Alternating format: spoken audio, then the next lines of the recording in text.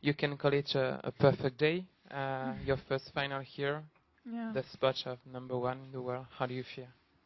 Yeah, it's amazing to be back in this position of being world #1 again. Not yet on Monday, but nice to know that it happened again for me. I was in a position where a few years ago where I didn't quite know if I would ever be here again on this stage, playing professionally, and not just at that, but at a level to get to #1 in the world. And a first Roland Garros final for me, so a very special day, no doubt. Maria, sorry. Today it seems like nobody could have beaten you out there. You were so determined. Do you feel that maybe it's the best match you've played this year? How are you feeling on the court? Well, it was tough to play a great match because of the conditions. I think most importantly it was about playing a solid match.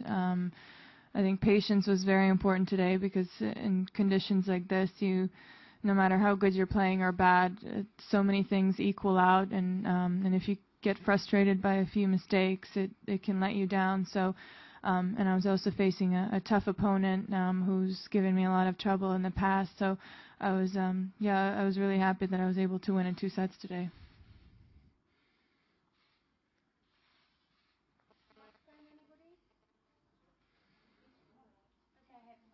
Just talking about the comeback, I mean, I know people always assume that a player comes back from injury straight back to the level that they left at, but maybe you could talk a bit about how it takes a while to build up back to that same standard.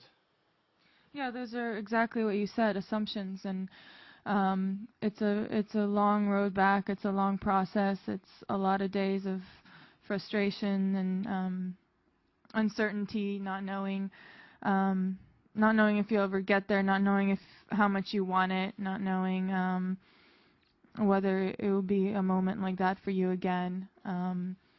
So there's definitely a lot of tough things that you have to go through to get to this point. But when you get here and you look back at the things that you did and the work that you put in and the toughest days that you can remember, and it's all really worth it because, I mean, I've played tennis since I was 4 years old. I committed myself to the sport. I've always loved what I did, and when it was taken away from me for a while, that's when I realized how grateful I was and how lucky I was to be playing it.